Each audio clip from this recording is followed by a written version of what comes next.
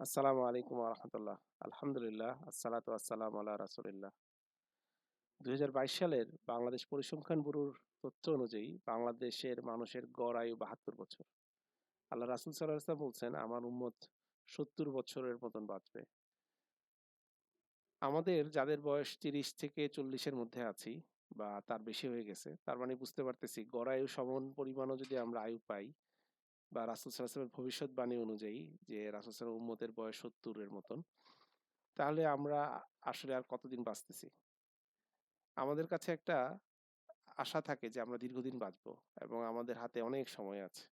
এবং এইজন্য দেখা যায় আমরা আমাদের ইবাদতগুলো দেরি করে করি অথবা মনে করি আরেকটু বয়স হোক, তারপরে করব। এই সময়টা আসলে কখন আসবে? যখন আমরা আমাদের ইবাদত যেভাবে করতে চাই সেভাবে করতে পারবো। আপনার কাছে কি নিশ্চয়তা আছে আপনি আরো ৩০ বছর, ২০ বছর বাঁচবেন? হতে পারে এই বছরই আপনার শেষ, হতে পারে এই মাসই আপনার জীবনের শেষ, হতে পারে হয়তো আজকের দিনটাই আপনার জীবনের জন্য শেষ দিন। যদি আজকের দিনটাই আপনার জীবনের শেষ দিন হয়, শেষ দিন আপনার যেভাবে কাটানো উচিত সেভাবে কি আমরা কাটাচ্ছি কিনা? এক বড় আলেমকে জিজ্ঞেস করা হয়েছিল, আপনি যদি জানেন যে আজকে আপনার জীবনের শেষ দিন তাহলে আপনি কি, কি ইবাদত করবেন? সে বলছে, আমি প্রতিদিন যে ইবাদত করি আজকেও সেই ইবাদত করব। কারণ আমি আমার ইবাদতের রুটিন এমনভাবেই সাজিয়েছি যাতে আমি শেষ দিন যা ইবাদত করতাম সেই ইবাদতগুলাই করি। দেখেন, তিনি অনেক বড় আলেম ছিলেন দেখেই এভাবে চিন্তা করতে পেরেছেন।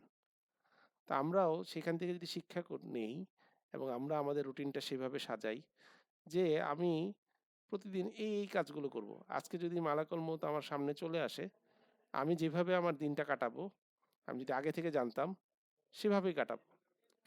ধরেন একজন ক্যান্সার রোগী, তাকে ডাক্তার বলে দিয়েছে আপনি আর ৩ মাস বাঁচবেন অথবা ৩ বছর বাঁচবেন।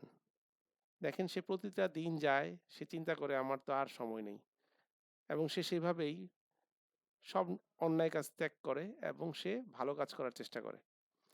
দেখেন, আমার আপনার হয়তো ক্যান্সার হয়নি। কিন্তু দেখেন, ক্যান্সার রোগীর থেকেও আমাদের অবস্থা খারাপ। কারণ ক্যান্সার রোগী জানে সে সর্বোচ্চ এতদিন বাঁচতে পারে। কিন্তু আমরা জানি না সর্বোচ্চ আমরা কতদিন বাঁচবো। সুতরাং সে দেখা যায় প্রস্তুতি নিচ্ছে, কিন্তু আমরা প্রস্তুতি নিচ্ছি না। তা আমি সবাইকে অনুরোধ করব এটা নিয়ে একটু চিন্তা করুন। কিভাবে আমরা আমাদের সময়গুলোকে সর্বোচ্চ কাজে লাগাতে পারি। আমরা একটি খুব সুন্দর সময় কাটাচ্ছি। আমরা যখন এই ভিডিওটা করছি তখন হচ্ছে রমাদানের মাঝামাঝি অবস্থায় আছি। অলরেডি আমাদের অর্ধেক রমাদান শেষ, আমাদের জীবনের মতনই। আর সামনে যে কয়দিন আছে সেই কয়দিন কি আমরা ঠিক মতন সময় কাজে লাগাতে পারবো? চিন্তা করি এবং সময়ের মূল্যায়ন করি। ধরে নেই এই সামনের কয়েকদিনই আমার জীবনের শেষ কয়েকদিন এবং সেভাবে করেই আমরা আমাদের প্রতিদিনের রুটিন এবং প্রতিদিনের সময়টাকে কাজে লাগাই।